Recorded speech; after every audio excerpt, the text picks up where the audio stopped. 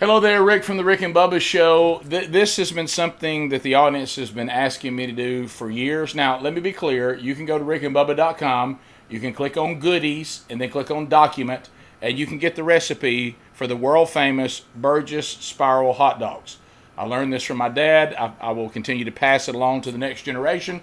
But many of you said, Rick, why don't you do a video showing us the entire preparation? And today, thanks to the pandemic, we will be doing this. Now, first of all, you have to have the right elements. Now, I want to tell you some of the things that we have here. First of all, you need to have a pair of sunglasses. So when you go to the grill, I grew up watching my dad on the grill. For some reason, he always has sunglasses on. I will likely be wearing sunglasses, even though it's an overcast day here in Sweet Home, Alabama, when I go to the grill. But the right pair of sunglasses, I prefer the Costa Del Mars, but that could just be a style issue with you. Next, if you're going to do a spiral dog, you got to have the right weenies.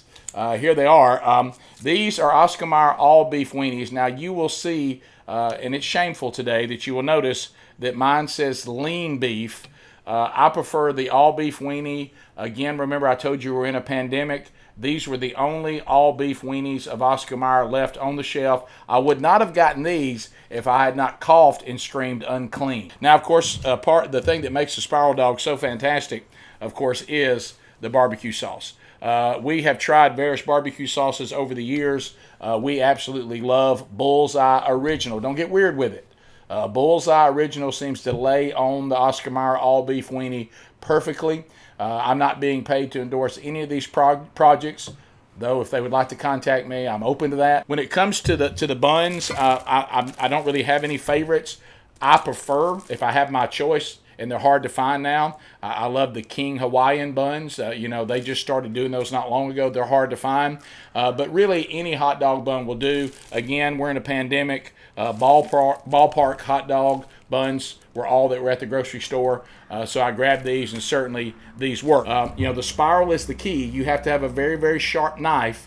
So be careful with it, but you got a sharp knife so the spiral will go smoothly. Now, there are people, and I know you, there are people out there that have bought this apparatus that spirals the weenies.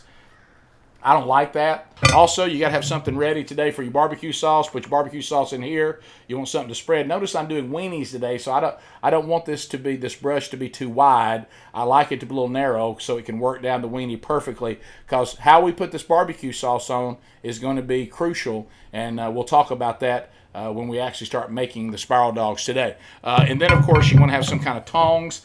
This does not call for the Rick and Bubba spatula, sadly, but the tongs for me work the best. You don't have to have these, but these are really nice for picking the weenies up and rolling them as they're roasting so that we cook them evenly. Any kind of pan will do to put your weenies in. This is the one that Sherry allowed me to use today. It's no more complicated than that. Now, you also want to have an apron. This one, I don't even know that we sell these anymore at rickandbubba.com. I think they went away quick, but the statement here is still profound. Never, ever, under any circumstance, trust a skinny chef. You see somebody a little heavy, especially some love handles on them, they're going to take you to the food. And I promise you that when we're done today, you can look at me and the way I'm built, and you can know you got a good hot dog coming up, okay? Some people have actually said, and I'll tell you one thing, it drives me up the wall, hey, Rick, this is just a hot dog. And see, that's where you're wrong. Hey, Rick, this is just a hot dog. I can't tell you how many people have said that and bit into a spiral dog, looked at me with tears running down their face, and apologized. Okay, no, it's not just a hot dog, it's a spiral dog. And we're going to get that done today, and we're going to do it in a way that you should be able to produce perfection every single time. By the way, at rickandbubba.com, we do have an apron. We may be out of this one, but we got a really cool camo one that's really sharp. So, all right, so when we come back, I'm going to show you the most important part, and that is what? I got to get my spiral right. The key to the spiral, why do we do a spiral? Let's talk about that first. Why would I spiral a hot dog? The reason why, look right here, the reason why we love the spiral is when you spiral it, a lot of times with a hot dog, people just throw these things up on a grill, they roll them around a few times, it might wrinkle up, and then you bite into it, and what? It's cold in the middle, or the middle doesn't seem crispy, the outside might be burnt, but then the inside still isn't crispy. But see, with the spiral dog, take your knife, be careful, take your knife, look, and you want to come just like this, look at me working around, almost like I'm whittling a hot dog. You see me turning it? I'm turning the weenie on the blade of the knife, and then right here at the finish, right there, and look, see, that's going to open up for me and when I cook, and it's going to open up at the degree that I want it to. All right, let's talk about the grill. All right, so here's what we're going to do first. You want to get your weenies, and you just grab one out here, and you want to come here along the grill. Again, I know I've got even heat, so I'm fine there. And I'm just going to lay these here. The reason why I'm going to lay them like this is because I want to be able to roll them in the barbecue sauce evenly, because I don't want anybody to get ahead. Now, I'm not putting barbecue sauce on them now, because what I'm going to do now is let them lay there and roast a little bit. And this is what I like about the Oscar Mayer all beef weenie, is it doesn't get in a hurry. Look, I can already see one of the spirals opening up right now, so we can get into the inside. And then what I'm going to do is I'm just going to sit here and roll them. That's why I like these tongs. But you can use whatever you want to as long as it pulls it off. See, I like rolling them a little bit, and that way I'm going to look and not let any side burn too much, and then I'm going to keep on rolling them as the spirals open up. The good thing is there's some flavor being trapped in here, but the spirals are still allowing it to cook all the way through. So we're going to let it cook a minute, and then we're going to get ready to perfectly apply the barbecue sauce. We're ready for barbecue sauce. They've cooked about 5 minutes, no more than that, if your fire's right. I want to go ahead and get my first layer on relatively quick. And look, see how I'm stroking it right? That's why I like that size brush right there. Because look, that is just perfect. See how that barbecue sauce is just encompassing the whole weenie right there? All right, so now I've put my first coat on. You see, and look, I'm liberal with it too. One of the few times I'll be liberal. Look at those babies right there, huh? I mean, they're looking exactly the way I want to. You see how good even strokes across there? All right, so let me make sure I've got barbecue sauce. You want to flip them and roll them. Be sure there's barbecue sauce on both sides.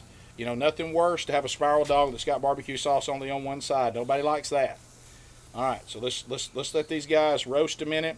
Let this keep crystallizing on there and get it down to perfection. So right now, I'll even take this. Look, I'm gonna take this and let them sit in there. Let that barbecue sauce crystallize on top of that perfect spiral dog. Well, the spiral dogs are done. It's perfection. As I said, you don't even have to use a bun if you don't want to. Like I say, Sherry, my wife, she just likes to take them, put them on a plate, cut them up, dip them in some mustard. But we're gonna bun these. We've grilled these buns, and that means that they're nice and toasty.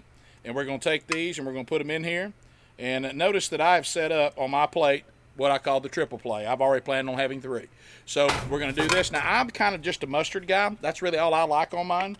You can put kraut on them. You can put